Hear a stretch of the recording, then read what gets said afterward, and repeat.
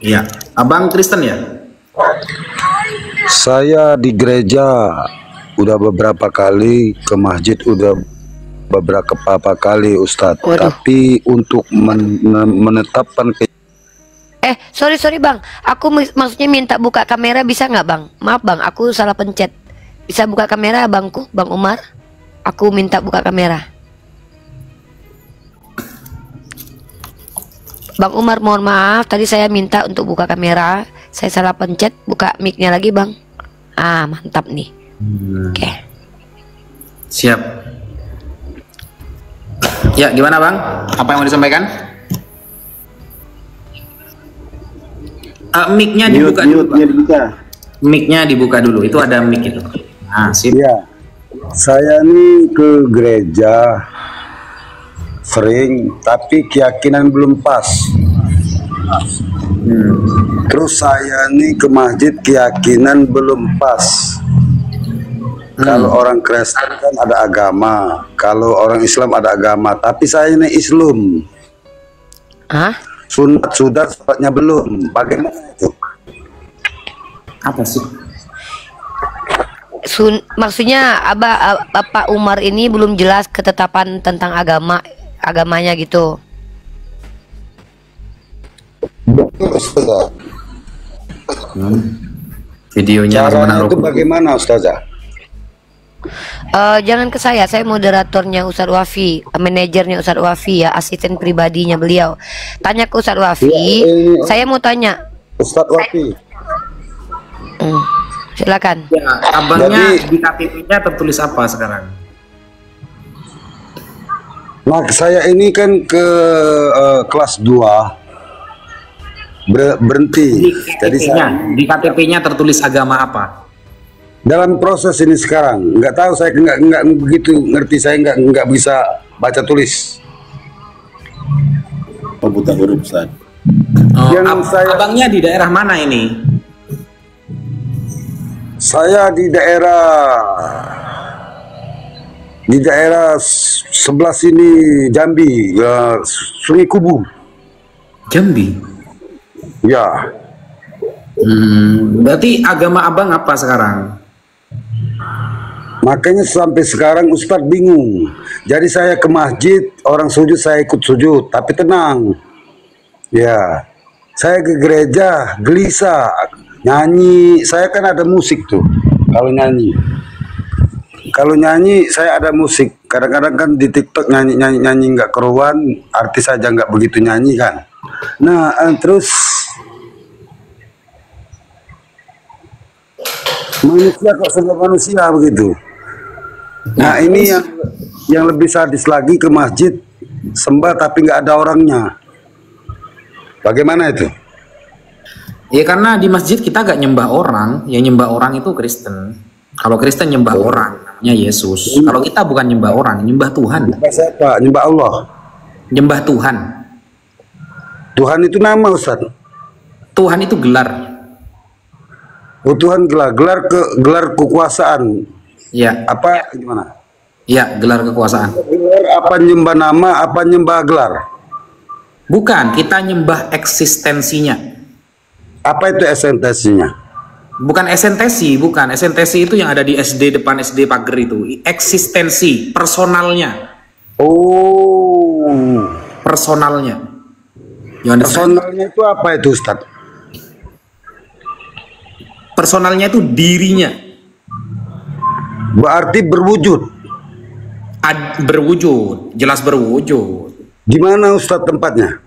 Nggak bertempat. Nggak ada tempat. Nggak bertempat. Bisa Ustaz mengetahui dia berwujud? Ya karena kalau nggak wujud izin saya ambil alih. Oke.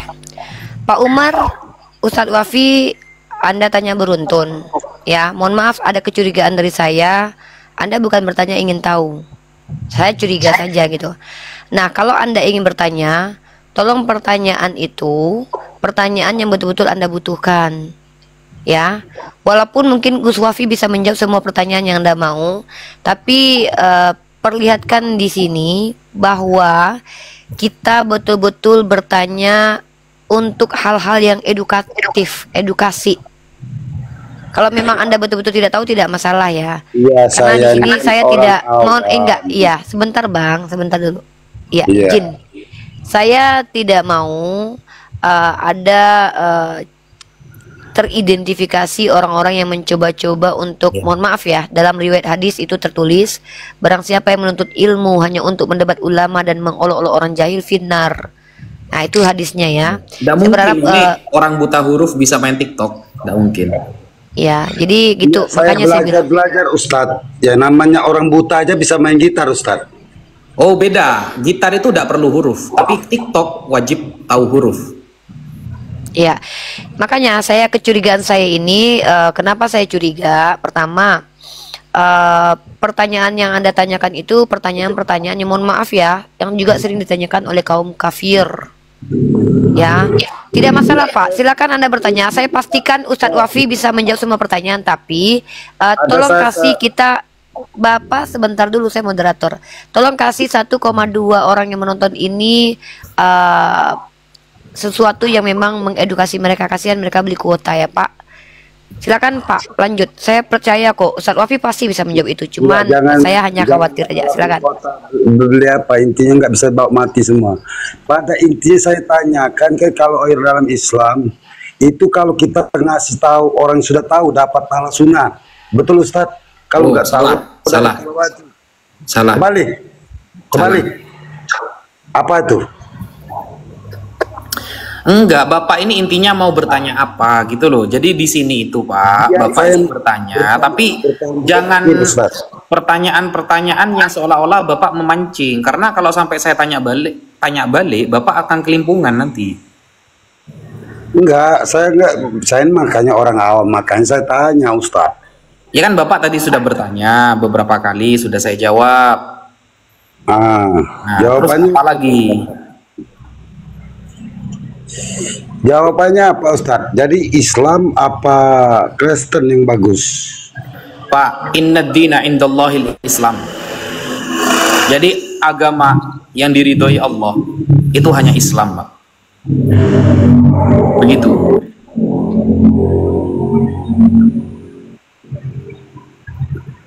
Jadi Islam yang benar gitu Ustadz? Ya jelas lah, Islam lah. Dibenarkan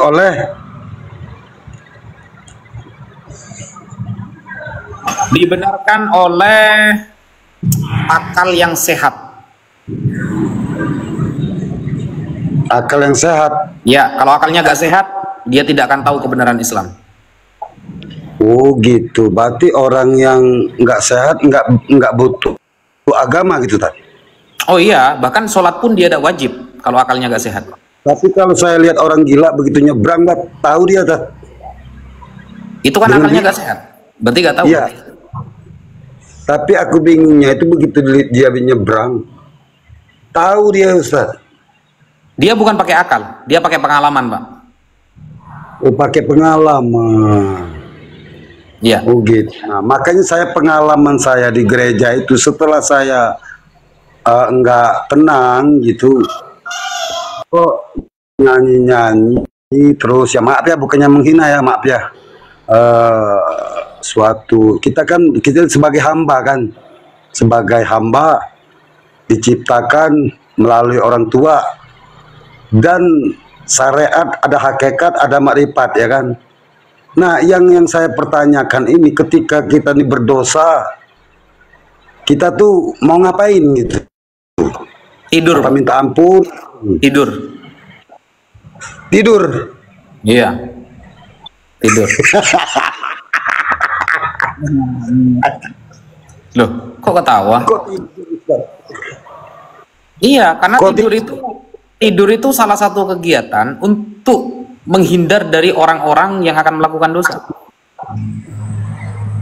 Setelah tidur bangun lagi dosa lagi, ntar bingung. Ya mati, Pak. Kalau belum ajal Ustaz. Lah, Bapak kan bertanya, kita kan sedang membahas ajal. Ini kan pertanyaan. Iya. Ya itu. Jadi alangkah bagusnya saya ini bagaimana, Tar? Mati. Alangkah bagusnya saya. Alangkah bagusnya Bapak mati saja kayaknya. Bukan bertobat. Sih. Bukan. Nggak mati aja Pak. Saya juga dukung Bapak. Bapak mati tidak aja. perlu bertaubat, tidak perlu bertaubat Bapak, karena Bapak termasuk yang zawalul akli. Kalau di dalam ilmu fikih itu Bapak masuknya zawalul akli. Man zala akluhu wa man zala akluhu irtafa'al qalam. Apa itu artinya, Ustaz? Iya, jadi Bapak ini yang termasuk orang yang abnormal, sehingga untuk melakukan sesuatu itu kolam itu sudah gak berbicara lagi. Kolam pencatatan amal sudah gak berbicara lagi, Pak. Karena saya pernah dengar Rasulullah ketika melihat orang kafir nangis, ya Rasulullah lah baik.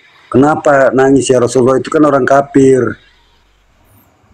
Orang kafir aja ditangisin, kenapa? Belum sampai agama kepada mereka. Gak ada hadis itu. Enggak ada. Gak ada. Ketika orang kafir meninggal, maka Coba Rasulullah dibaca hadisnya. Coba dibaca hadisnya. Apa itu yang dibaca itu Pak? Hadis atau apa? Saya orang ustaz kan di luar kepala, hafiz Al-Quran kan. Ini kok, bentar saya ambil alih dulu. Anda nih lucu. Yang membawakan Anda, terus Ustadz Wafi yang disuruh cari dalilnya. Anda bilang Anda nggak ngerti, nggak bisa baca. Anda nih maunya apa sebenarnya? Gini loh, ada beberapa tipe orang yang naik ke komal-komal diskusi ini. Pertama, orang yang pengen pansos. Yang disebut dengan pansos itu artinya panjat sosial. Orang yang ingin terlihat eksis, untuk supaya dia bisa eksis maka dia mendompleng orang lain. Entah dia berpolemik, entah dia duduk-duduk dekat orang-orang tersebut. Ada orang yang betul-betul naik ke komal diskusi ini, ingin mengetahui ilmu pengetahuan karena memang dia tidak tahu. Maka tentulah kami-kami yang sering ditanya ini tidak terlalu bodoh lah untuk memahaminya. Ada orang-orang yang sebenarnya ingin sebentar, saya belum selesai, saya moderator di sini. Ya, Islam itu punya adab.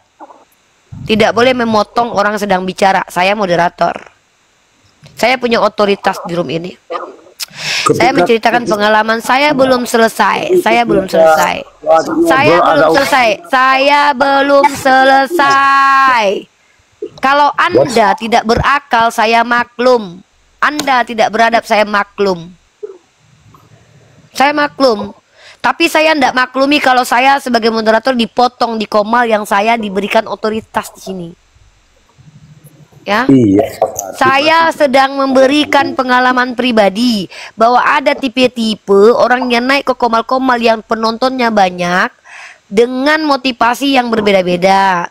Ada yang pengen pansos, ada yang orang jahil ingin memperlihatkan bahwa dia tidak jahil di depan publik dengan cara berbicara sesuatu yang dia tidak tahu. Saya hanya menceritakan pengalaman pribadi. Tolong dulu di mute dulu Pak ya. Maaf ya, jangan sampai saya kurang ajar kepada orang tua ya. Jadi teman-teman begitu ya. Tidak semua yang naik ke komal kita itu adalah orang-orang yang memang ingin tahu. Saya sendiri sudah 2 kali. Tadi di komal saudara kita, di komal Gregorius teman-teman ya, ada akun mengaku dia dari fakultas, lalu dia ingin mengajarkan kami. Saya bilang, Mas, kalau mau mengajarkan buka komal sendiri ya, kecuali diundang jadi narasumber. Saya bingung gitu loh. Kalian kalau memang berilmu, wahai saudaraku umat Islam, maka silahkanlah kalian buka komal sendiri. Ya minimal pargoy dulu lah biar rame yang nonton. Bapak saya di sini lagi ngomong sama netizen 2.000 orang yang mau diajak ngobrol. Ya, Bapak itu nggak diizinkan bicara kalau saya nggak ngizinin loh.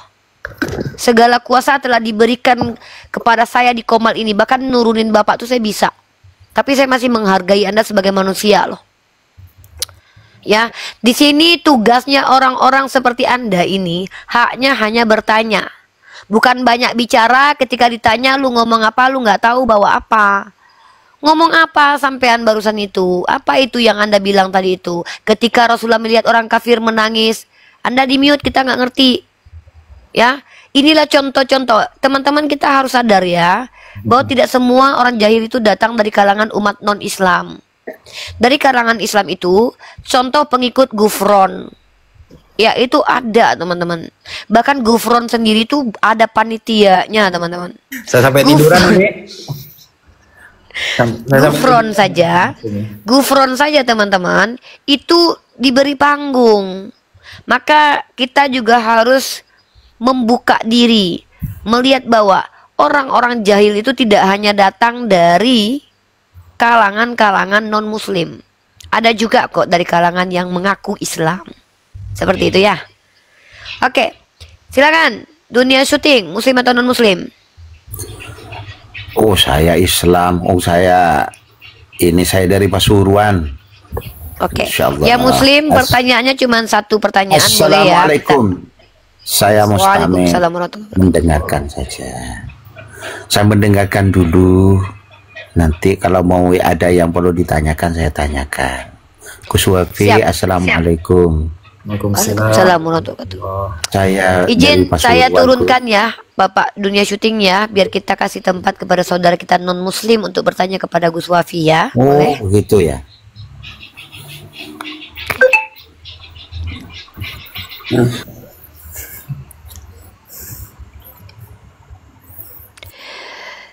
Aduh, udah banyak pengikut Gufron Ustadz. Halo Yus.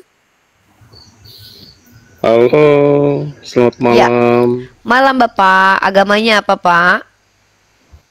Agama Kristen. Oke, silakan di sini umat Kristen boleh bertanya sepuasnya tentang agama Islam atau tentang wawasan kami terkait agama kalian, boleh. Silakan Bapak Yus, waktu dan tempat Iya, dipersilakan. sebelum saya bertanya, saya mencermati Mbak Unirifa ini luar biasa.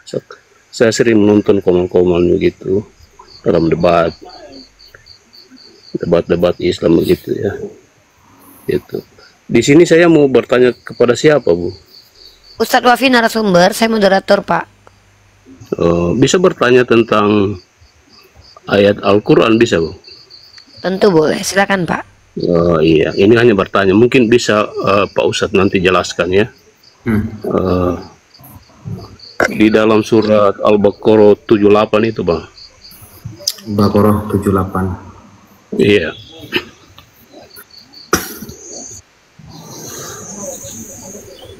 Ya, yang ditanyakan apa, Pak? Di situ kan dijelaskan bahwa dan di antara mereka ada yang buta huruf. Ya, yang jelaskan di situ dikatakan mereka itu hanya mengira-ngira begitu, Bang Ustadz. Ya, mereka itu siapa ya di situ yang dimaksud? Kalangan Bani Israel. Ya. Terus? Jadi menurut Pak Ustadz itu orang yang buta huruf itu tidak tahu apa-apa ya begitu. Mereka itu hanya mengira-ngira tentang kitab begitu. Iya. Oh, begitu. Terus Bapak di pernah ayat pernah tahu profil Yohanes? Penulis kitab Yohanes. sebentar dulu Pak Ustadz. Ini kan hanya bertanya. Ya Jangan enggak, dulu, maksudnya ada contohnya gitu loh. Ada Tidak, contohnya. rentan pertanyaan ini kan belum selesai Pak Ustadz. Nanti Pak Ustadz bertanya begitu. Nah, terus Pak Yus izin. Kalau nanti setelah selesai bertanya, baru Ustadz Wafi bertanya, takutnya nanti kehilangan konteks pertanyaan di awal. Ustadz Wafi memberikan contoh supaya Anda mengerti jawaban dari Ustadz Wafi, karena takutnya jawaban dari Islam itu terlalu tinggi untuk dipahami, sehingga Ustadz Wafi harus menurunkan level jawabannya untuk memberi contoh dalam kitab Anda. Mungkin seperti itu ya. Coba dengarkan dulu, bersabar. Kalau untuk mendapat ilmu, insya Allah memang bersabar ya Pak ya. Sabar ya Pak ya. Yesus saja belajar loh Pak. Ya masa Anda nggak mau belajar ya? Tapi yang pertanyaan saya kan ada berkaitan dengan ayat. Iya, nanti berikutnya selesaikan dulu konteks pertanyaan pertama biar paham ya. Saya moderator di sini. Saya mau diskusi kita berkualitas. Ya, yang nonton kasihan tuh yang tap-tap layar tuh. Teman-teman Kristen Anda tuh pengen banget tuh dengerin Ustadz Wafi. Dijawab sekalian lah. Ayat yang saya biarkanlah tanyakan dulu ini ya Pak. dengan ayat Biarkanlah, berikutnya Pak. kan ada kaitannya begitu. Gimana Ustadz Wafi? Mau dengarkan dulu dua pertanyaan dia selanjutnya atau? Iya, nggak apa-apa. Oke, Lanjut aja. silakan Ya. Pak. Nggak apa-apa ya. Di Kita ayat masih yang saya toleransi. tanyakan tadi dikatakan di situ ada di antara mereka yang buta huruf, ya orang yang hanya mengira-ngira. Terus di ayat berikutnya dikatakan mereka menulis kitab, ya mereka itu menulis kitab dengan tangan mereka sendiri. Itu gimana? Iya. Jadi mereka itu berusaha yukhfunal haq. Iya, Jadi sementara mereka di itu berusaha ayat sebelum, menyamarkan yang benar, begitu. ya, sementara di ayat yang pertama tadi katakan buta huruf. Terus di ayat berikut mereka menulis. Bagaimana itu, Pak Ustadz? Iya, karena mereka menulisnya pakai ngira-ngira, cuma angan-angan aja. Padahal mereka nggak bisa sebenarnya. Begitu ya. Berarti menulis kitab hanya mengira-ngira begitu. Tidak Iya. pakai Ada pen contohnya loh, atau Pak. buku gitu. Ada contohnya. Hmm. Ya, contohnya gini. Dengarkan dulu ya jawaban saya ya. Jangan dipotong ya, saya mute ya. Ya, gini. Salah satu murid Yesus itu yang kan berarti kalau saya berbicara Yesus berarti ini kan sedang berhadapan dengan orang-orang saat itu Bani Israel. Ada salah satu murid Yesus yang terkenal bahkan diklaim sebagai penulis kitab yang namanya Yohanes. Yohanes ini adalah dari kalangan sana, orang di Syam, tanah Syam atau tanah Kanaan. Nah, nama aslinya kan Yahya. Dalam Yunani jadi Yohanes. Nah, Yohanes ini di dalam fakta sejarah, bahkan di dalam original teks kitab Anda, dipanggil orang, disebut orang yang idiot, buta huruf. Idiot, buta huruf. Yohanes. Bahkan juga siapa? Petrus. Nah, ternyata ada kitab yang di atas namakan dia.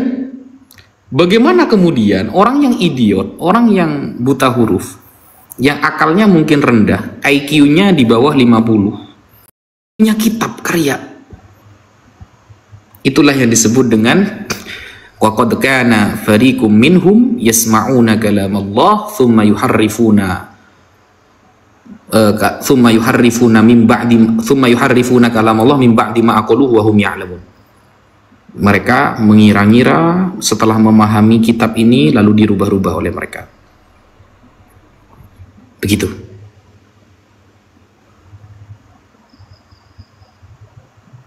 Gimana? Silakan Pak Yus. Komik. Pertanyaan selanjutnya Pak Yus. Iya, saya tertarik dengan apa yang disampaikan Pak Ustadz tadi dalam ayat Alkitab. Kalau boleh tahu Pak Ustadz, saya kan hanya jemaat biasa. Di mana itu yang mengatakan bahwa mereka itu adalah buta huruf? Ya. Saya bantu Ustadz. Ya. Ayat berapa Ustadz? Dibukakan tentang profil Yohanes Uni bahwa Oh beliau ya. orang yang idiot, yang nggak bisa apa-apa, bahkan nggak normal orangnya. Tapi kok bisa punya kitab? Idiot. Bentar ya Pak. Saya tidak butuh ini loh, yang di ayat Alkitab yang saya butuh. Iya Saya ini butuh ayat ayat Bible Pak. Sabar nih Pak. Aduh.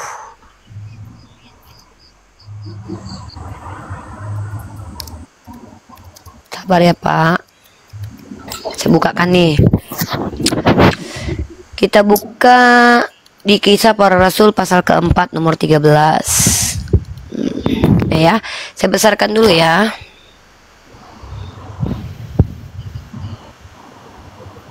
Tiga belas nih.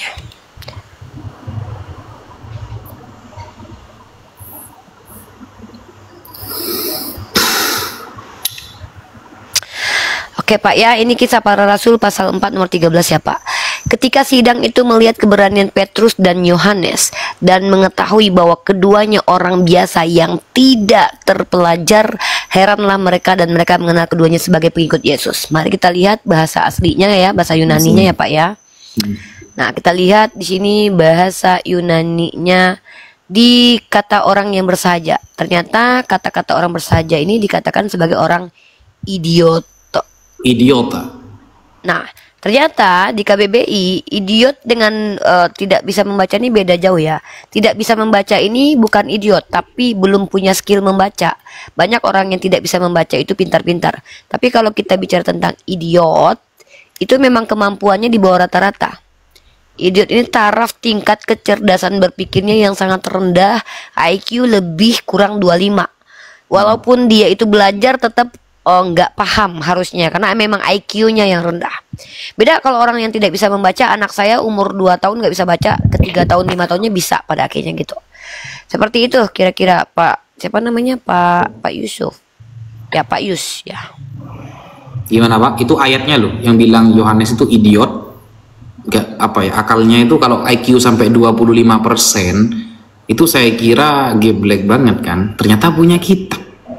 Dari mana? Sehingga sampai sekarang Pak, saya ketika bertanya kepada teman-teman Kristen, saya kan bertanya begini.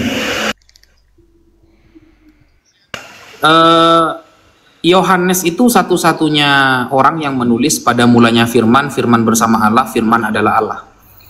Lukas gak nulis seperti itu, Markus gak nulis, Matius gak nulis, bahkan Paulus yang tulisannya mendominasi dalam perjanjian baru gak pernah nulis seperti itu. Saya tanya nih, Yohanes tahu dari siapa? Kalau Yesus itu pada mulanya firman, firman bersama Allah, firman adalah Allah, maka orang Kristen akan mengatakan ini kan dinaungi Roh Kudus. Padahal Yesus saja tidak pernah ngajari seperti itu. Itu kan buat-buat namanya. Begitu Pak. Oke, itu aja pertanyaan. Ini kan hanya bertanya, bukan berarti kita debat ya. Atau ini hanya bertanya aja. Siap, terima kasih Pak Yus. Semoga tercerahkan ya.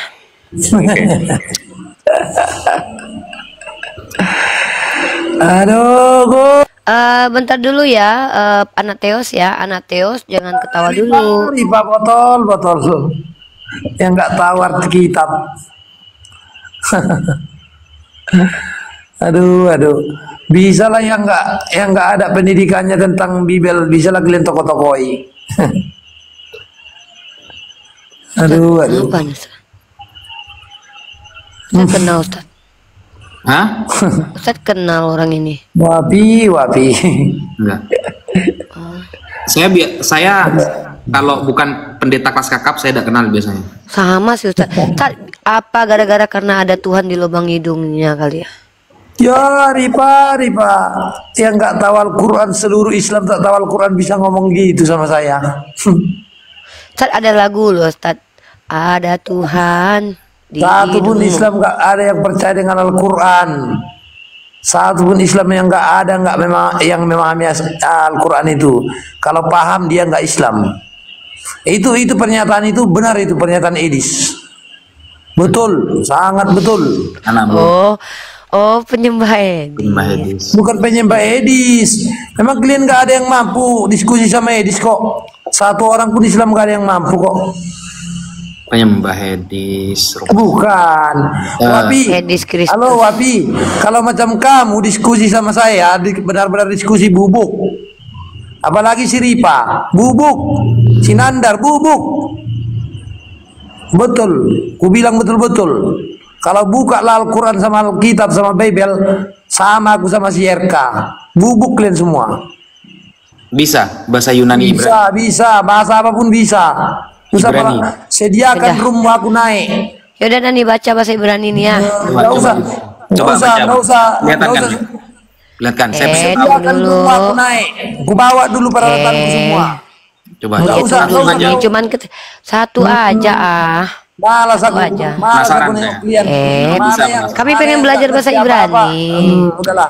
Kami Udah, pengen belajar bahasa jangan Nanti turun dulu, ketika Bang. ditanya Al-Quran, dulu. Jangan kamu jangan lari. turun dulu. Jangan turun Kamu dulu. lari, Sini bukan aja dulu. turun. Ini Bang, Aku ini Bang, malas ini sama Bang. kalian. Ini Bang, ini Bang. Ketika ini Bang, ditanya ini Bang. Al-Quran, lari Bang, semua. ini Bang, ini Coba Bang. dibaca, Bang. Ini Bang.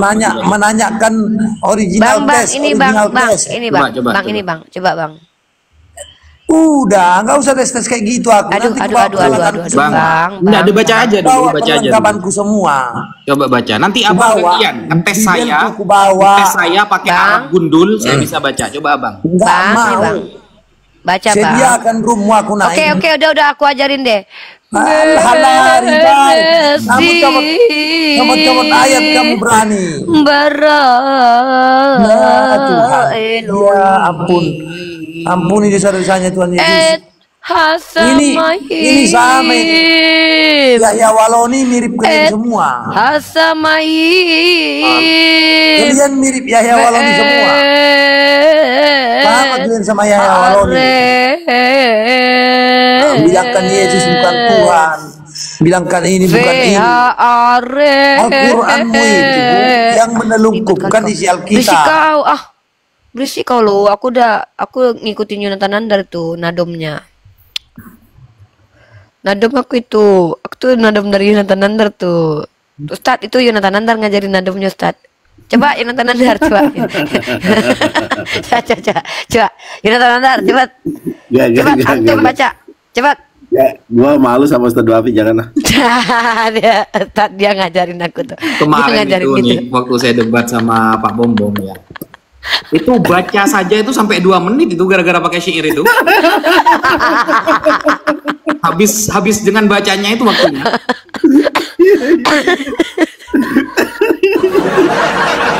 Aku gara-gara dia tuh jadi kayak gitu. Gara-gara dia aku jadi kayak gitu baca Bible sekarang tuh.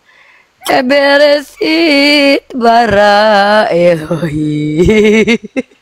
Itu coba Kristen yang naik, kalau memang Anda bisa berbahasa Ibrani Yunani, monggo tampilkan bahwa Anda hebat. Nanti Anda tes saya, kasih tulisan Arab yang gak ada harokatnya, saya akan baca. Gitu, minimal keren ke kitab sendiri dulu, gitu loh. Ke kitab sendiri dulu minimal keren. Selamat malam. Ya, selamat malam. Iya bang, saya pernah ketemu abang, tapi abang masih jaga loncat-loncat ya. Bisakah kalau kita diskusi baik-baik tanpa loncat-loncat bang? Mau diskusi ya bangnya? Ya, karena Anda punya room, saya tidak suka untuk menyangga. Saya bertanya dan mendengarkan. Seperti itu saya orangnya. Bisa ya Ustaz? Tapi kalau lari, loncat. Bang ya, mau diskusi apa mau bertanya? Diskusi ringan bang. Diskusi. Abangnya bisa baca original teks Yunani dan Ibrani? Tidak bisa bang, tidak bisa. Tidak bisa. Oke, apa tema yang mau abang angkat ini? Sesungguhnya dakwah Muslim kepada Kristen itu bertolak belakang dengan Quran. Gitu. Oke, berarti nanti tema yang saya punya dakwah Kristen kepada Islam bertolak belakang gitu juga ya? Boleh, silakan. Ya, Uni, moderator Uni. Oke bang ya. Saya mempunyai puluhan ayat tentang perbedaan itu sunnatullah dalam Quran. Ya, tentang perbedaan. Kemudian saya langsung ke intinya bahwa dalam Quran surat Al-Qasas ayat 56. Nggak ada kasas itu ada di Al-Quran. Surah kasas itu udah ada. Al-Qasas. Nggak ada. Oke. Siap. Bang, saya lanjut ya. Oke. An-Nahl ayat 37 boleh saya bacakan? Anal gak ada anal itu apa anal? Anal itu artinya aduh orang asam ini oten-oten bang, mending nggak usah. Anal katanya. Aduh, boleh ya saya bacakan ya? Astagfirullah. An-Nahl ya gitu ya, oten namanya oten gitu kan? Siap, boleh ya? Ya, mari bang. Dalam terjemahan Indonesia, jika engkau ingin mereka mendapat petunjuk, maka sesungguhnya Allah tidak akan memberi petunjuk kepada orang yang dia sesatkan dan mereka tidak memiliki penolong. Nah, itu sama bang, sama dengan Al-Qasas ya, ayat 56, sesungguhnya engkau Muhammad dalam kurung ya, tidak dapat memberi petunjuk kepada orang yang engkau cintai, tetapi Allah lah yang memberi petunjuk pada siapa yang dia kehendaki. Artinya abang-abang itu kalau berdakwah kepada orang Kristen itu salah, tidak sesuai, bertolak belakang dengan ayat-ayat tersebut bang. Silakan.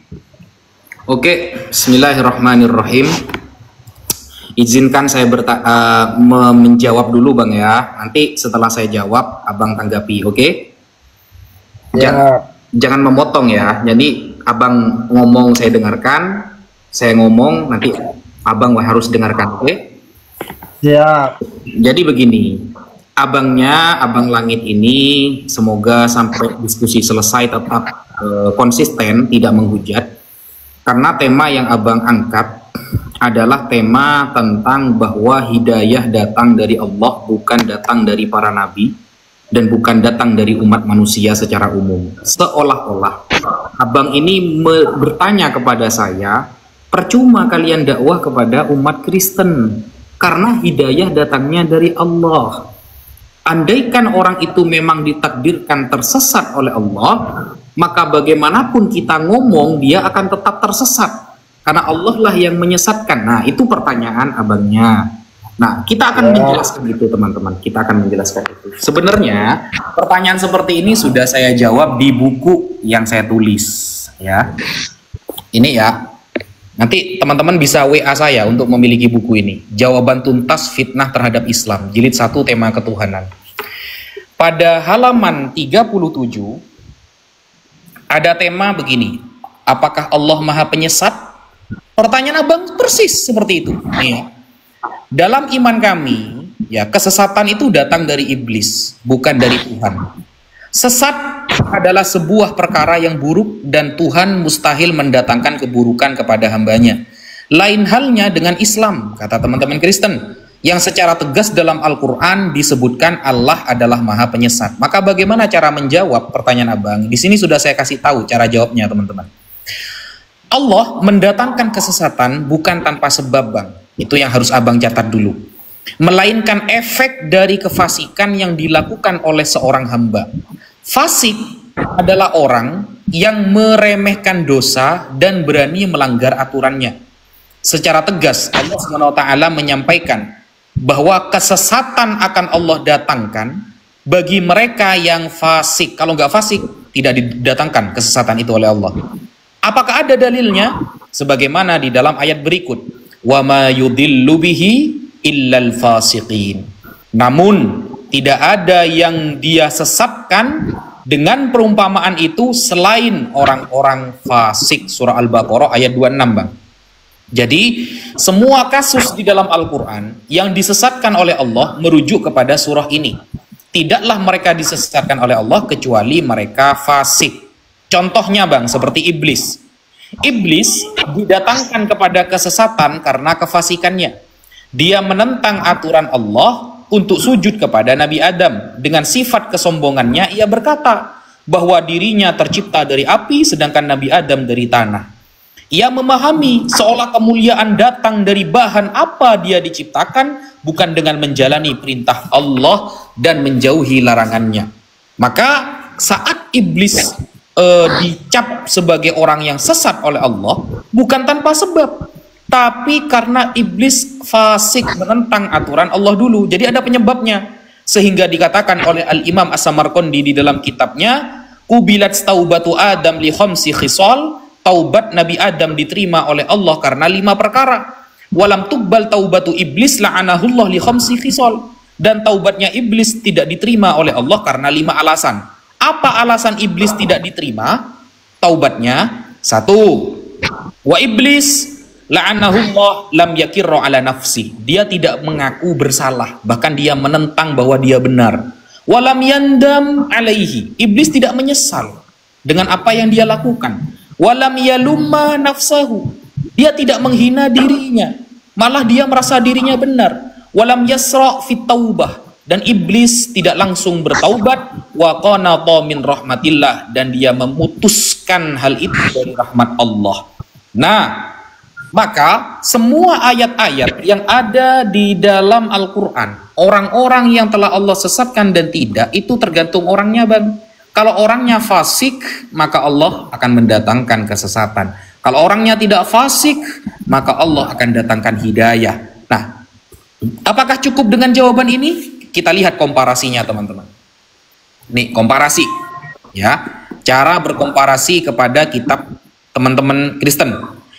Ya, hemat kami, sebelum kalian melontarkan tuduhan buruk kepada Allah hanya dengan bermodal terjemahan dan kesimpulan cabang pribadi, sebaiknya mari kita lihat keterangan yang tertera dalam kitab suci teman-teman Kristen dengan standar yang sama, ya, yaitu menggunakan terjemahan dan memaknainya secara literal.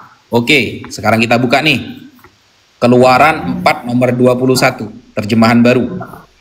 Bagaimana isinya? Keluaran 4 nomor 21. Firman Tuhan kepada Musa, pada waktu engkau berjalan pulang untuk kembali ke Mesir, ingatlah segala mukjizat yang telah kutugaskan kepadamu harus kau perbuat di hadapan Fir'aun, tetapi aku akan mengeraskan hatinya, hati Fir'aun. Tuhan akan mengeraskan hati Fir'aun sehingga ia tidak membiarkan bangsa itu pergi. Nah, yang mengeraskan hati Fir'aun agar dia tidak bertaubat adalah Tuhan. Berarti Tuhan di dalam Bible juga maha pengeras hati, sehingga banyak orang yang gak bertaubat sampai detik ini. Begitu saudaraku. Lanjut. Siap. Mantap Bang. Paling tidak nanti bukunya dibagikan ya, nanti saya transfer. Paling tidak menambah pengetahuan. Oke, Ya. kita lanjut Bang. Bagi teman-teman Jadi- yang ingin memiliki buku ini, bisa langsung WhatsApp ke nomor saya. Oke, jadi sebelum saya kembali ke menanggapi ulasan Ustadz, saya membawa satu ayat lagi ya Bang. Al-Hijr ayat 39. Dalam terjemahan Indonesia atau bahasa Arabnya jangan ditertawain ya Bang. Qala Rabbi, iya dalam kurung iblis berkata, bima akhwatani, wahai Tuhanku, karena engkau telah menyesatkan aku. Oke. Jelas ya? Ayat yang jelas itu. Jadi iblis berkata, wahai Tuhanku, karena engkau telah menyesatkan aku. Jadi kita melihat di sini iblis adalah korban penyesatan ya, yang dilakukan oleh Tuhannya. Karena ia berkata, wahai Tuhanku, karena engkau telah menyesatkan aku. Kemudian kita kembali ke yang tadi, akan memberi petunjuk, tidak akan memberi petunjuk kepada orang yang dia sesatkan. Kembali Allah dalam Islam itu menyesatkan Bang ya. Nah, dalam komparasi Anda tentang ayat Bible di mana Tuhan mengeraskan hati, mengeraskan, tapi dalam Quran itu menyesatkan. Makanya saya bernarasi bahwa percumalah. Kenapa percuma Anda berdakwah? Karena dalam Quran Al-Maidah ayat 147, kami akan disebut fasik kalau kami meninggalkan Injil atau Taurat kami.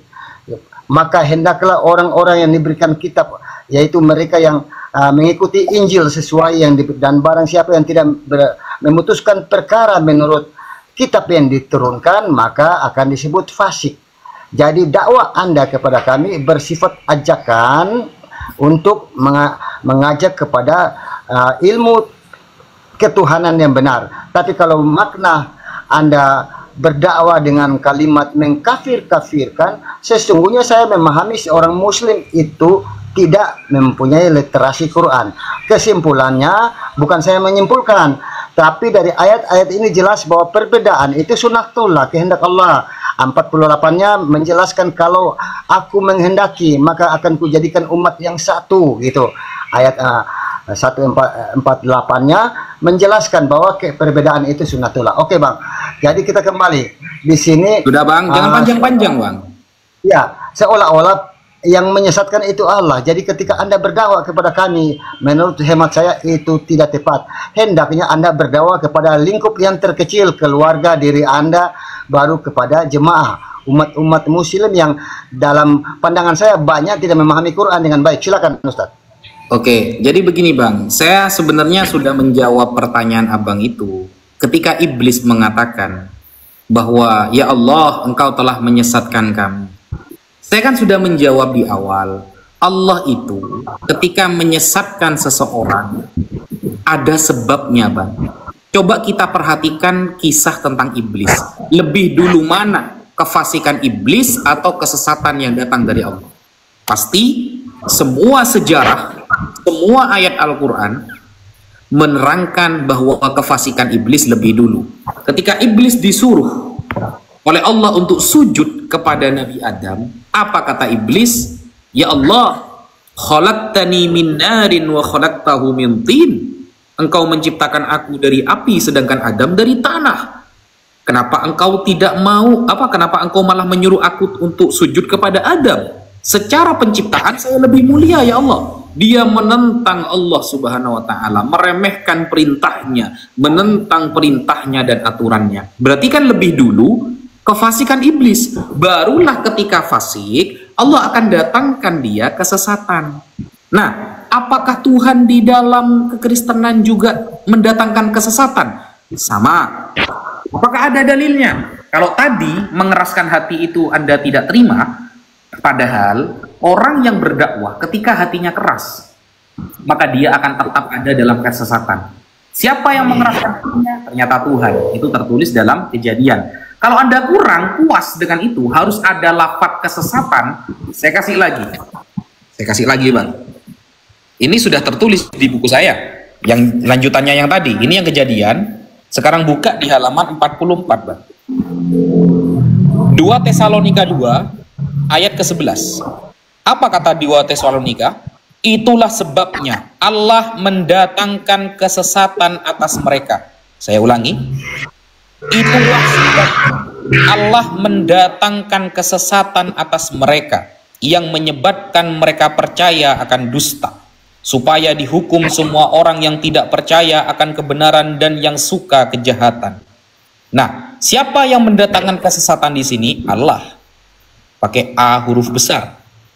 Sehingga ketika kesesatan itu didatangkan oleh Allah, menyebabkan mereka percaya kepada apa? Kepada dusta. Ternyata di dalam kitab Abang, Allah juga mendatangkan kesesatan. Memang seharusnya seperti itu, Bang. Seharusnya yang namanya Tuhan itu mampu memberi hidayah dan mampu menyesatkan. Seharusnya Tuhan begitu. Bagaimana dia itu mampu ngasih hidayah tapi tidak mampu menjadikan orang itu tersesat? Berarti kan ada yang nggak mampu dari Tuhan berarti. Padahal ujung rambut sampai ujung kaki kita diciptakan oleh dia. Bagaimana kemudian dia tidak bisa membolak-balikan hati kita? Seharusnya begitu. Nah, ternyata di dalam 2 Tesalonika 2 nomor 11 tertulis jelas. Makanya buku ini, Bang, semua pertanyaan teman-teman Kristen tentang tema ketuhanan, jawabannya sudah ada di buku ini, Bang. Semua pertanyaan Abang setelah ini, yang penting tema ketuhanan, semuanya sudah cukup dengan buku ini. Yang ingin memilikinya bisa WA ke saya nanti, Bang. Abang pun tidak apa-apa beli. Lanjut. Siap, Bang. Mantap sekali itu. Jadi berarti sama ya, sama. Nah, kalau saya malah sedikit punya ruang di situ, Bang. Ketika banyak cendekiawan Muslim menjawab Kristen, itu ayatnya kok hampir sama. Kemudian saya jadi ingat sebuah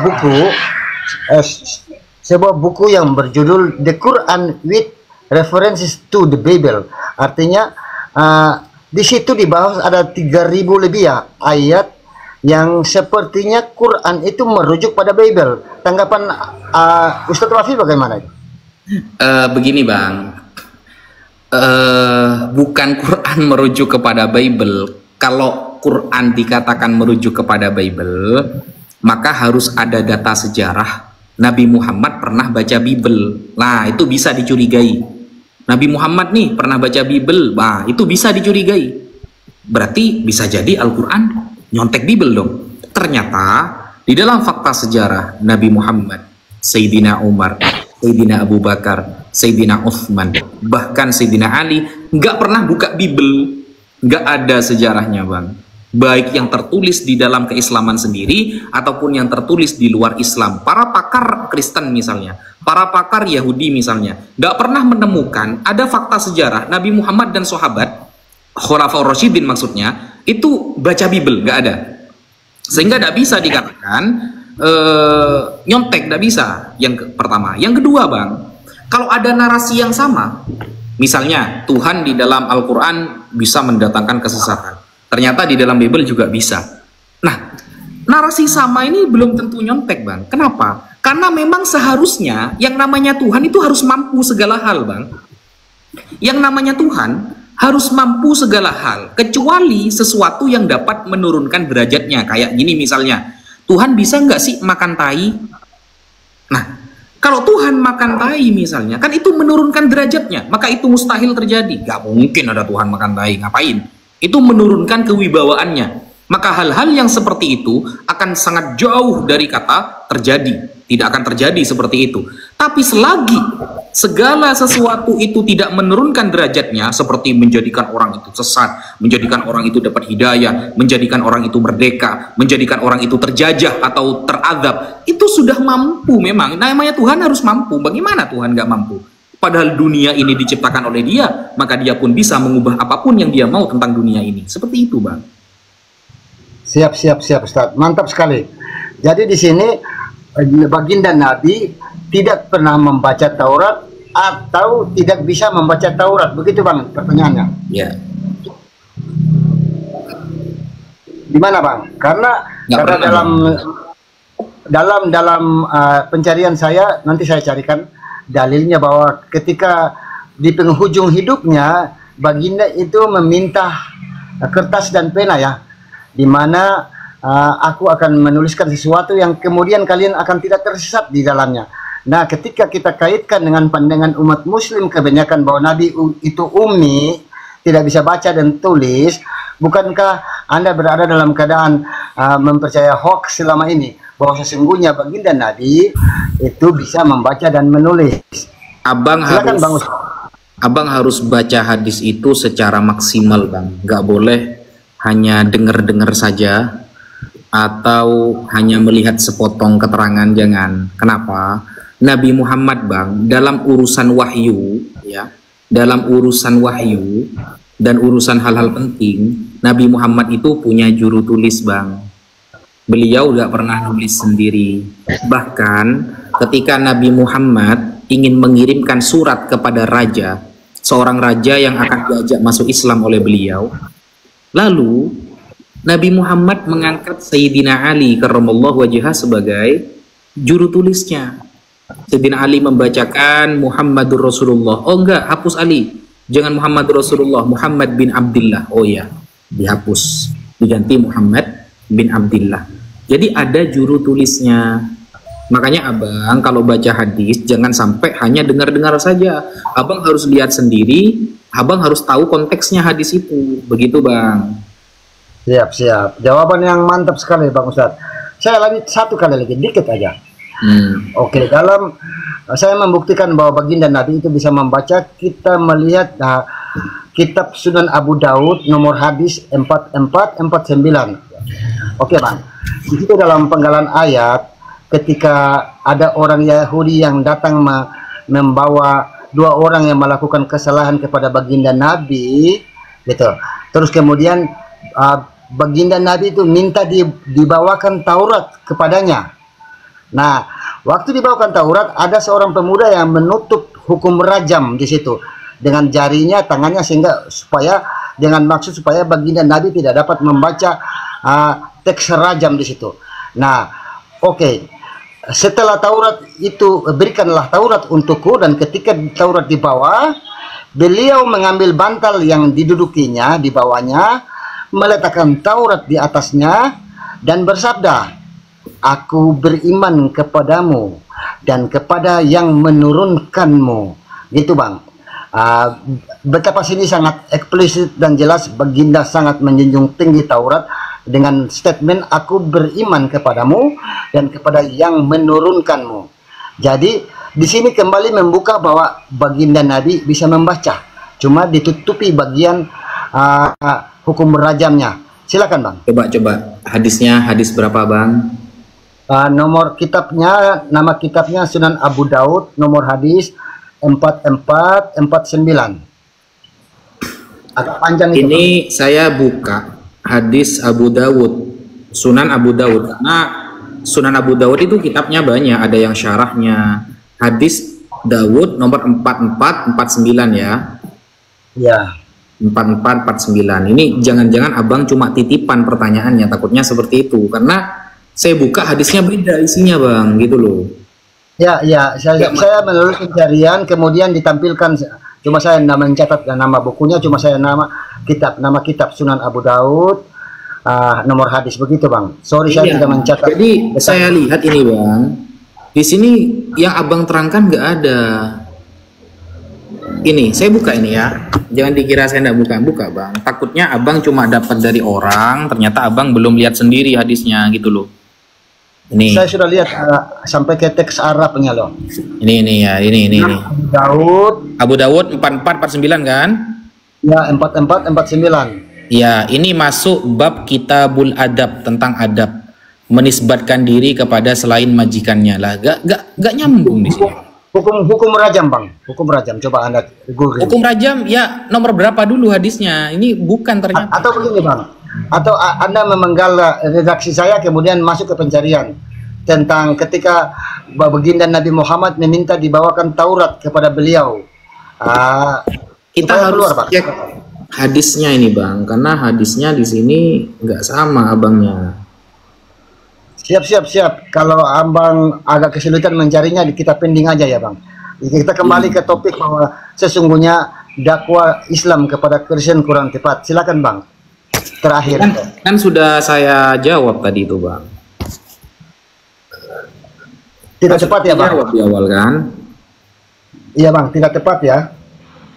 Loh kok tidak tepat? Jadi kita itu bang adalah umat Nabi Muhammad SAW yang sudah tertulis dalam Al-Quran, kuntum khaira ummatin ukhrijat linnasi ta'muruna bil ma'ruf wa tanhauna 'anil munkar. Kalian umat Islam adalah umat yang Allah keluarkan untuk amar ma'ruf nahi munkar. Amar ma'ruf itu menyeru kepada kebenaran, nahi munkar menolak kejahatan. Nah, salah satu cara dakwah untuk mengungkap sebuah kebenaran adalah dengan menyampaikan Al-Quran kepada siapapun yang tidak beriman kepada Al-Quran bang. Makanya Nabi Muhammad bang seumur hidup itu yang dihadapi orang-orang kafir rata-rata bang. Orang Nasrani, orang Yahudi. Pernah ada sebuah kisah bang. Dulu ada orang Nasrani Najron. Najron ini daerah Yaman. Ada seorang Nasrani Najron yang mengutus utusan kepada Nabi Muhammad. Jauh-jauh dari Yaman datang ke Madinah atau ke Mekah. Nah, mereka bertanya kepada Nabi Muhammad, "Ya Muhammad, kaifa indaka?" Bagaimana pendapat kamu tentang Isa? Bagaimana pendapatmu tentang Isa ya Muhammad? Maka Nabi Muhammad mengatakan bahwa Nabi Isa adalah utusan Allah. Dia adalah hamba Allah. Dia adalah seorang nabi, seorang rasul. Maka orang Nasrani ini mengatakan, "La ya Muhammad, bukan. Bal huwa ibnullah." Isa itu anak Allah. Bukan sekedar utusan Allah, tapi dia anak Allah. Maka Nabi Muhammad diturunkan ayat. Surah Ali Imran ayat ke-59. Inna mathala Isa indallahi kamathali Adam. Khalaqahu min turab, thumma qala lahu kun fayakun. Katakan wahai Muhammad kepada orang Nasrani itu, kata Allah, bahwa Isa sama saja seperti Nabi Adam, sama-sama diciptakan dari tanah, lalu Allah mengatakan kun jadilah, fayakunu, maka akan jadi. Nah, jadi dakwah Nabi Muhammad yang punya Al-Quran, Nabi Muhammad, yaitu rata-rata kepada orang-orang kafir, orang-orang di luar Islam. Kita umatnya ya niru beliau lah, gitu bang. Bisa saya tanya balik bang? Oke bang. Jadi terakhir ini ya, abang tidak langsung ke inti. Bisa, kalau bisa dengan alasan apa bang? Itu terakhir. Kalau bisa orang Muslim itu berdakwah tidak salah, karena menurut saya kan kita diajak untuk fasik keluar dari Kristen itu. Gitu sesuai Al-Maidah 147 tadi. Intinya bisa, kalau bisa dalilnya apa? Dalil maksudnya mungkin asal jangan memaksa, jangan menghujat. Mungkin begitu, silakan bang. Terakhir itu. Ya, di dalam surah An-Naml dan surat-surat yang lain kita itu gini bang, ada ayat begini. Ud'u ila sabili rabbika bil hikmati. Ajaklah orang non-muslim itu kepada jalan Allah dengan cara hikmah. Wal mau'izatil hasanah, atau dengan mau'izah. Kalau mau'izah gak mempan, bil hikmah juga tidak mempan, maka wajadilhum billati hiya ahsan, maka berdebatlah dengan mereka dengan cara yang terbaik. Ada anjurannya. Mantap. Silakan bang. Anda sudah menjawab dengan baik. Ya, saya boleh katakan sudah menjawab, dan saya tidak akan bertanya. Silakan kalau abang punya kepentingan untuk bertanya, tapi saya jujur, saya seorang fakir, jadi saya punya kemampuan terbatas, tapi saya membuka diri kalau abang mau bertanya. Silakan. Oke. Silakan Ustaz Wafi. Gini bang, sebuah kitab suci itu akan dikatakan benar-benar datang dari Tuhan ketika kitab suci itu memiliki sanad bang. Ingat, sebuah kitab suci akan benar-benar dikatakan datang dari Tuhan ketika ada sanadnya. Sanad itu apa? Sanad itu mata rantai pengabaran. Jadi dulu Rasulullah ngajari Al-Quran kepada para sahabat. Para sahabat banyak yang hafal nih. Akhirnya diturunkan lagi kepada para ulama tabi'in. Terus turun dan seperti itu selanjutnya. Nah, sekarang Bible bang. Bible itu tercatat ada tulisan Yohanes, ada tulisan Matius, ada tulisan Markus, dan lain sebagainya. Nah, sedangkan banyak dari ulama kita yang mengklaim Bible ini tidak memiliki sanad, tidak memiliki mata rantai. Salah satu buktinya, ini saya kasih salah satu bukti bang ya. Ketika Lukas mengatakan misalnya, ini bukti bahwa Lukas, Yohanes itu bukan saksi mata. Ketika Yesus mengatakan begini itu, mereka menulisnya itu bukan saksi mata atau bahkan bisa jadi diragukan apakah itu tulisannya Yohanes dan lain sebagainya. Nah, Bible, kodeks yang tertua, yang termasuk lengkap sekarang, yang namanya Kodeks Sinaiticus. Nah, Bible itu datang kepada kita yang ada di Indonesia, bang. Itu melalui kodeks-kodeks. Ada Vatikanus, ada Sinaiticus yang ada di abad keempat. Nah, yang nulis Kodeks Sinaiticus itu siapa, bang? Coba dijawab. Siap. Itu agak ilmiah ya bang. Tapi saya menangkapnya begini, bahwa Injil yang disebut orang Kristen Injil yaitu 4 penulis pertama ya, Matius, Markus, Lukas, dan Yohanes. Kemudian perjanjian baru yang ditambahkan dengan begitu banyaknya surat kiriman Rasul Paulus kepada jemaat-jemaat, kemudian dibukukan atau dikanonkan menjadi kitab standar yang kemudian diimani oleh orang Kristen sebagai kitab suci. Tetapi sesungguhnya, abang ya, sesungguhnya Injil yang dipegang oleh orang Kristen atau Bible yang Anda sebut itu ialah kisah Yesus. Saya ulang ya, Bible atau Injil yang dipegang orang Kristen ialah kisah Yesus yang dituliskan oleh murid dan murid dari murid Yesus. Jadi Injil yang berasal dari kata evangelion kemudian berubah dan menjadi al-Injil, dan Injil yang kemudian dari kaidah bahasa Arab yang sekarang di Indonesia kan adalah kisah Yesus yang dituliskan, bukan wahyu yang gedebuk dari langit. Sehingga ketika terjadi kontroversi, maka saya masih merasa itu bisa kita toleran. Kenapa? Karena kalau Roh Kudus itu membimbing setiap orang percaya, apalagi orang dalam penulisan Matius, Markus, Lukas, dan Yohanes, tentunya tidak ada kontradiksi. Oke, intinya Injil, Al-Injil, kabar baik adalah penulis. Mohon maaf bang, penulis. Ini bukan itu yang saya tanyakan. Yang saya tanyakan, siapakah penulis Kodeks Sinaiticus yang mengumpulkan Bible itu, surat-surat itu di abad keempat, itu siapa itu? Penulisnya itu siapa? Oke, saya tidak akan mengada apa yang saya tidak tahu. Jadi kodeks seperti yang Anda bawakan itu ilmiah, dan saya tidak punya jangkauan sampai ke situ, Ustadz, silakan. Oke, siap. Jadi kenapa saya tanyakan itu? Karena gini bang, kalau sampai menulis Kodeks Sinaiticus itu tidak diketahui bang, bahkan kredibilitasnya kita gak tahu, maka bagaimana abang bisa percaya dari Kejadian sampai Wahyu? Karena dari Kejadian sampai Wahyu itu terkumpul menjadi seperti itu kan sebab kodeks ya, sebab kodeks, ada kodeks Sinaiticus, ada Vatikanus ya, dan lain sebagainya itu. Nah, interupsi, jelaskan tentang makna Kodeks Sinaiticus tadi yang Anda maksud, silakan. Oh gini, ini saya bukakan ya. Kodeks Sinaiticus itu semacam kumpulan manuskrip Bible yang menjadi satu yang sudah jadi. Nah, itu yang tua Sinaiticus ya. Salah satunya adalah Sinaiticus. Ini bang ya. Ini bang.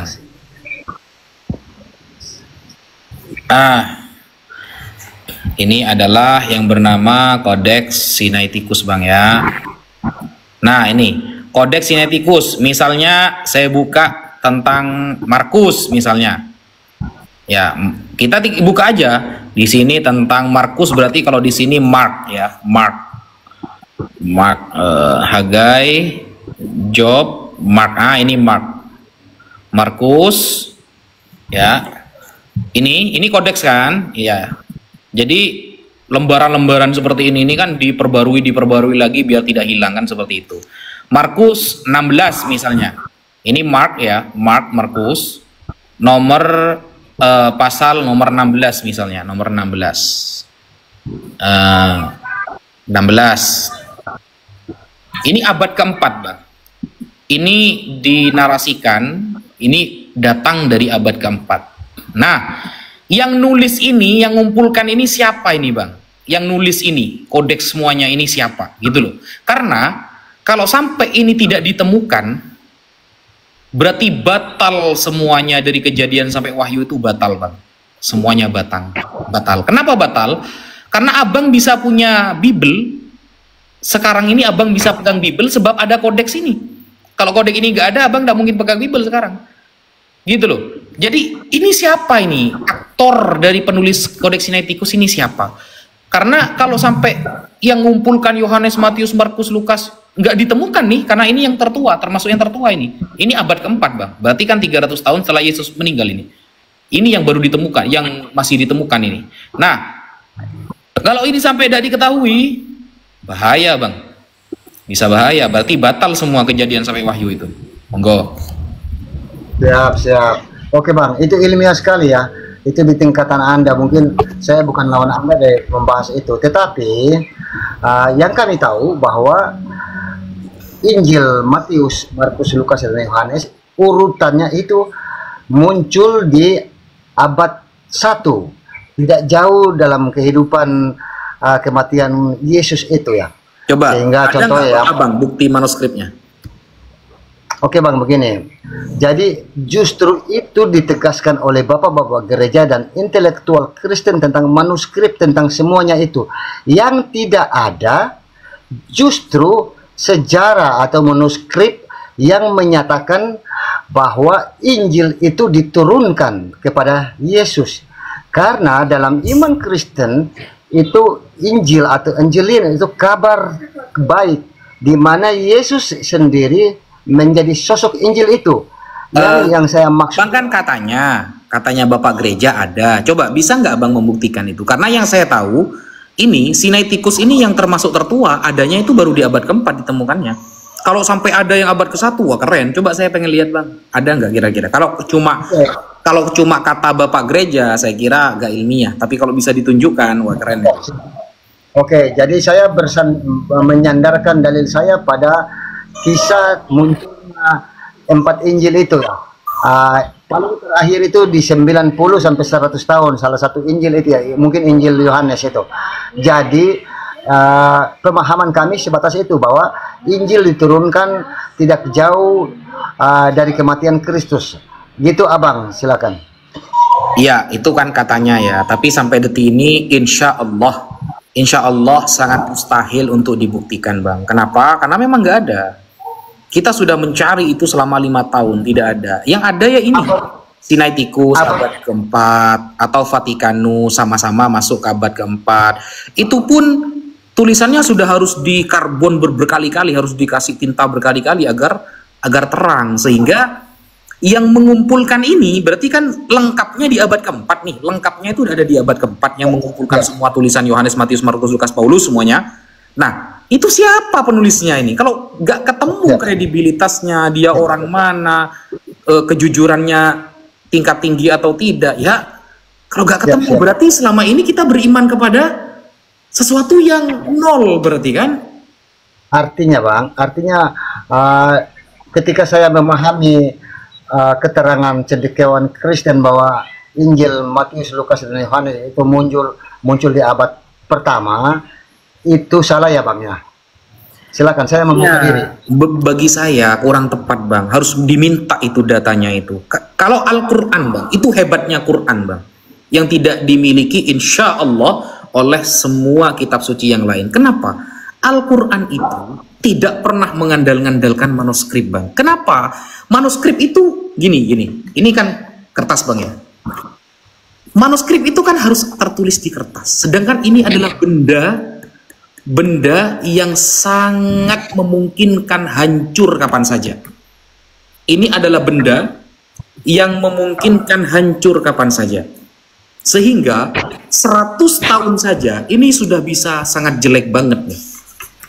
Al-Quran diajarkan oleh Rasulullah dan para ulama itu tidak pernah mengandalkan manuskrip. Meskipun ada, tapi tidak pernah diandalkan. Kenapa? Andaikan ada manuskrip sekalipun, maka kita harus tahu siapa yang menulis, kredibilitas yang nulis itu siapa, dan kemudian orangnya jujur apa tidak, berwibawa apa tidak, ahli maksiat apa tidak. Itu ketat itu kalau sampai ada manuskrip nih. Misalnya ditemukan nih ya, di manuskrip ada Son'a.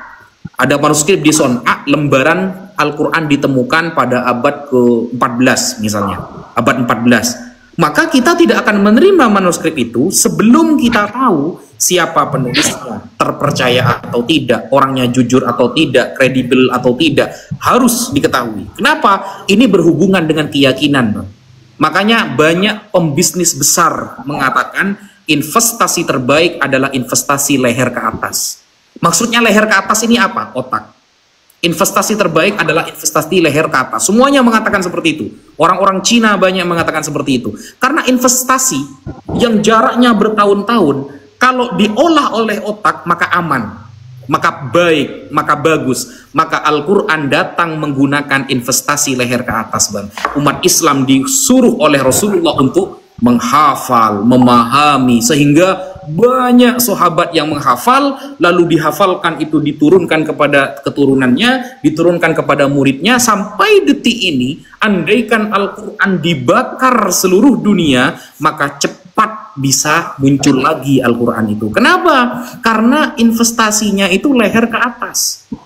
Sudah diajarkan itu dengan cara talaki, mengajarkan dengan mulut ke mulut murid lalu dihafal, sehingga penjagaannya itu lebih bagus. Tidak mengandalkan manuskrip.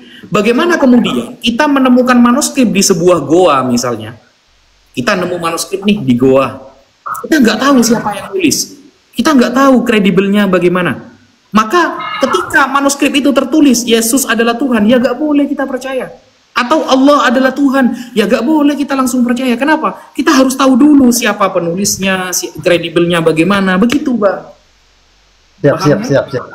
Oke, Bang. Apresiasi untuk Anda. Kali ini saya pernah ketemu Abang, makanya saya bilang yang lalu Abang sempat loncat-loncat. Kali ini luar biasa. Bukannya nyambung, malahan Anda membuka wacana baru buat saya. Saya mohon maaf ya, Uni Rifa ya. Uni mungkin agak sedikit waktu lagi Uni. Mungkin Uni udah penasaran, banyak diam. Lanjut. No. It's okay, lanjut. Siap. Jadi kali ini Anda menjawab dengan sangat baik. Boleh Anda menjelaskan, tadi Anda tidak membuka ruang, Anda bilang bukan tidak percaya tapi meragukan. Aku kagumi cara Anda. Gini Bang, artinya saya ngopinya kurang jauh ya. Selama ini saya mempercayai bahwa manuskrip tentang Injil itu sudah ada sejak awal. Ternyata itu kurang tepat menurut Anda. Bagaimana rujukannya? Apakah dalam buku Anda tadi itu Anda menjelaskan itu atau tidak, Bang? Atau saya bisa cari referensi lain, umpamanya di mana, di googling atau di mana, tentang urutan yang tadi Anda maksud ya, kode tikus-tikus itu ya, silakan. Bukan kodeks Sinai tikus, bukan tikus. Uni ketawa nih kali ini.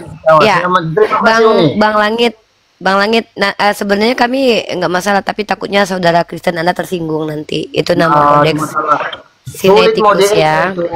Saya ngopinya kurang jauh, saya sulit mau. Ya pokoknya kode tikus-tikus begitu ya, Pak Uni. Uni kalau senyum jadi cantik ya Uni ya. Kalau senyum jadi manis, cantik. Bang, manis. Lebih cenderung manis. Silakan. Ustadz Wafi di mana saya cari atau Anda bisa bantu kasih tahu bukunya? Gini, abangku. Jadi memang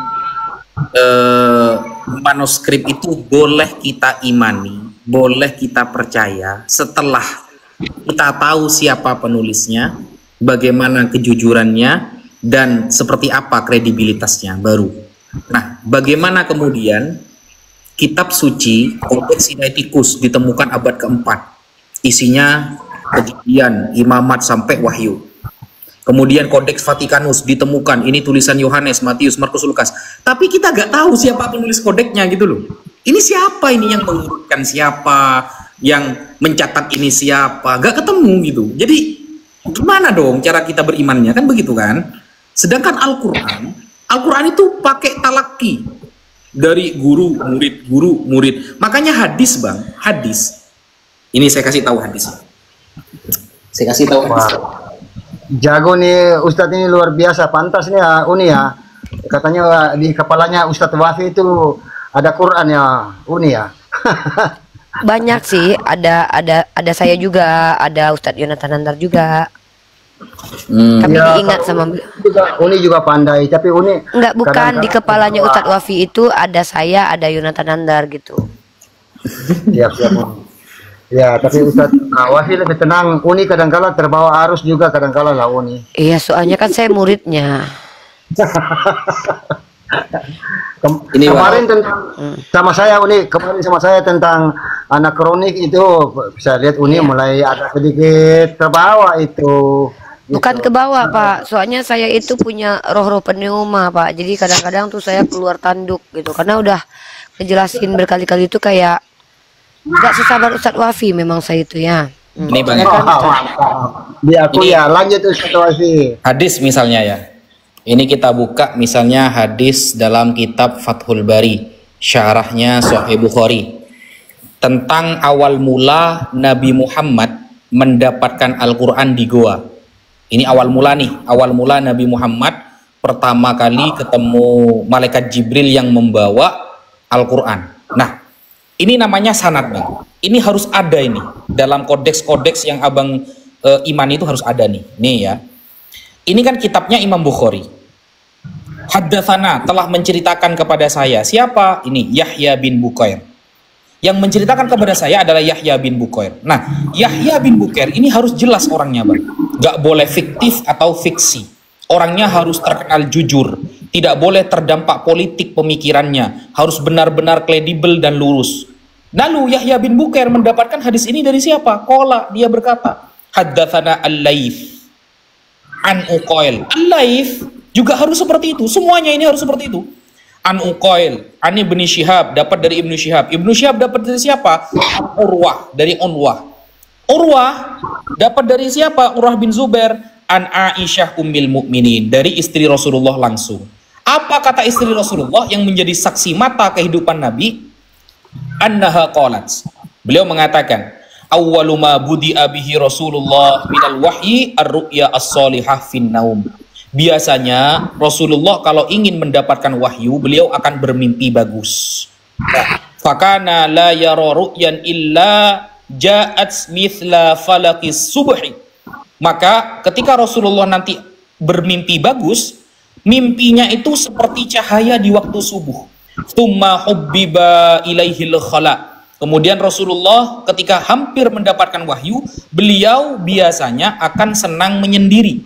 Wa kana yakhlu bi ghari Hira, dan beliau akan menyendiri, menyepi di gua Hira. Fayatahannath fihi wa huwa at-ta'abbud al-layali.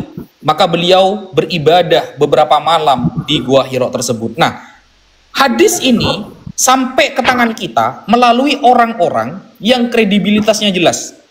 Bahkan saya belajar kitab Sahih Bukhari ini ya. Saya belajar kitab Sahih Bukhari dari orang yang jelas, Bang, bukan dari katanya.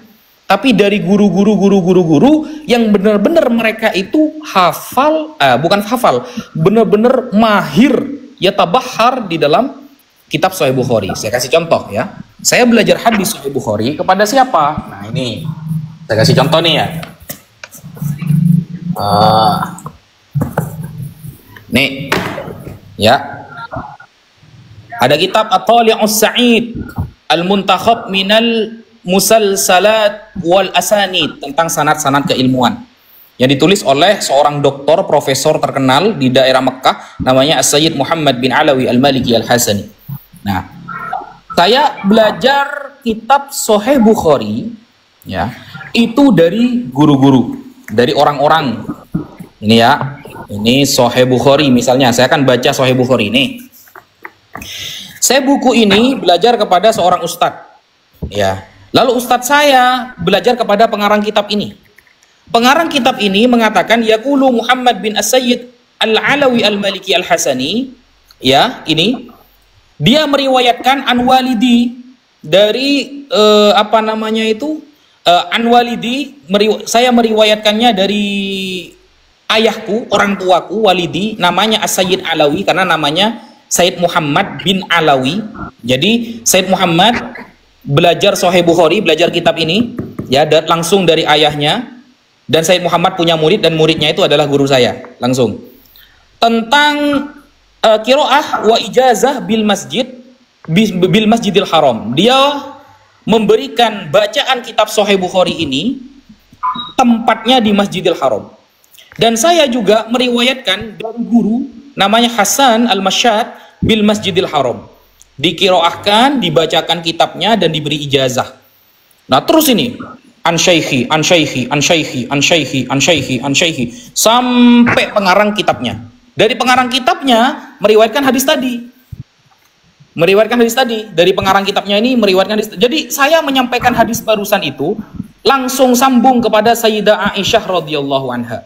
Langsung sambung kepada Sayyidah Aisyah ini ya. Jadi ketika guru saya ini memiliki sanad sampai kepada ini, pengabarannya tentang hadis ini, maka Imam Bukhari sebagai pengarang hadisnya mendapatkannya dari Yahya bin Bukair. Yahya bin Bukair dapat dari Laits, Laits dapat dari Uqail, Uqail dari Ibnu Syihab, Ibnu Syihab dari Urwah bin Zubair, Urwah bin Zubair dari Aisyah Ummul Mukminin.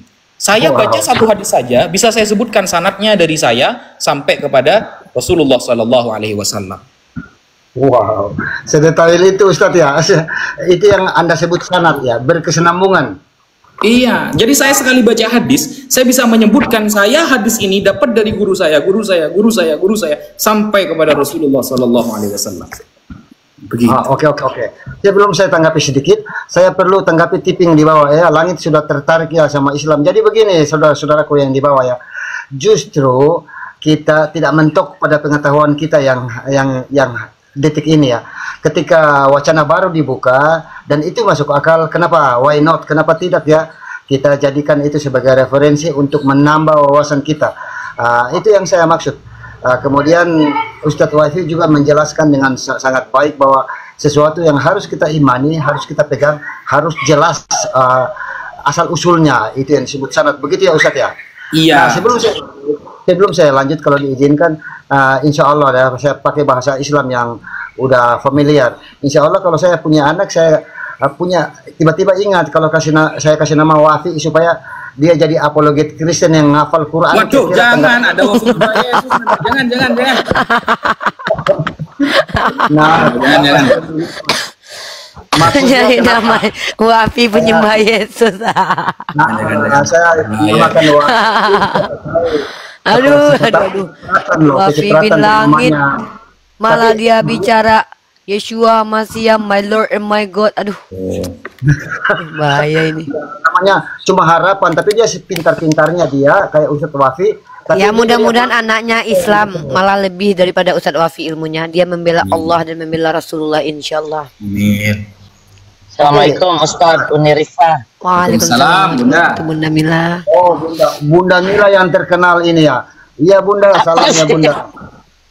Iya. Sebelum anaknya Anda dulu udah Islam, saya yakin itu. Saya punya feeling nih, makanya saya nimbrung. Siap. Bunda selalu lewat di beranda saya. Gitu Bunda. Jadi alhamdulillah. Saya Ustadz Wafi ya. Tapi nanti Bunda ambil bagiannya. Gini Ustadz Wafi, saya justru ketika mendengar komentar terhadap Anda sampai kepada guru-guru Anda yang pernah Anda narasikan itu, sekarang seolah-olah Anda itu banyak ya berguru karena kelihatan Anda membela sekali para habaib dari Yaman ya, begitu Ustadz. Sedangkan banyak penolakan terhadap mereka. Bagaimana Anda menanggapi itu? Ya seperti itu. Jadi jawaban saya akan tetap seperti tadi Pak. Saya akan membela siapapun yang sesuai dengan apa yang disampaikan oleh para ulama. Jadi kan gini Pak, kita kan kalau sakit gigi datangnya ke dokter gigi kan, bukan ke dokter tukang tambal ban kan nggak mungkin. Kalau mobil kita rusak, mobil kita rusak, ya datangnya ke tukang tambal ban. Kenapa? Dia yang ahli. Kalau sakit gigi, datangnya ke dokter gigi. Maka ketika saya bertanya tentang agama, saya bertanya kepada ahlinya, siapa? Para ulama. Nah, para ulama semuanya itu membela A, maka saya juga akan membela A. Tapi saya cek dulu nanti, ini ada sanadnya enggak pendapat ini? Bisa dipertanggungjawabkan nggak secara ilmiah? Maka selagi itu bisa dipertanggungjawabkan secara ilmiah dan tidak berlawanan dengan logika, maka akan saya bela. Begitu, Pak. Siap, Bang. Walaupun pernah Abang lewat di beranda Abang framing itu tentang ente produk dalam negeri kayak apa celengan semar. Iya pernah lewat ya, Ustadz ya. Pernah lewat ya. Iya. Bagaimana Anda mensikapinya? Gini, Pak. Yesus, Nabi Muhammad dan orang-orang terdahulu, Nabi Musa, ketika dihina pribadinya, mereka itu nggak ngefek. Tapi ketika yang dihina adalah agamanya, ketika yang dihina adalah Tuhannya, ketika yang dihina adalah orang-orang yang dimuliakan, maka saat itu kita pasang badan untuk menyampaikan kebenaran. Begitu, Pak. Iya. Oke, Ustadz, terima kasih. Tapi saya belum turun. Saya masih suka di atas karena ada Bunda Nila. Saya persilakan. Tetapi tanggapan terakhir bagaimana, Ustadz? Saya lihat Unirifa kadangkala terbawa dalam artinya kurang pandai mengontrol emosi sehingga Unirifa kadangkala terbawa. Nah, bagaimana menurut Ustadz Wafi tentang sikap Unirifa ini? Begini, sepertinya sejauh ini Abang Langit bertemu Unirifa ketika datang bulan sepertinya. Karena sekarang beliau lagi suci, makanya sabar. Kalau ketika datang bulan, insya Allah Abang akan mengetahui Unirifa dari sisi yang lain. Sama seperti Bunda Mila. Bunda Mila ini sabar itu ada tanggal-tanggalnya. Ada tanggal seminggu itu beliau itu diomongin aja gak nyambung, marah-marah. Itu berarti ketika datang bulan, Bang. Begitu. Siap. Saya persilakan Bunda Mila. Kalau saya turun kadang-kala langsung hilang carinya. Carinya lama. Jadi saya follow dulu dong. Follow saya dulu dong, follow. Iya, Bunda Mila. Silakan Bunda Mila. Sebentar. Silakan Bunda. Oke, makasih Abang Langit ya.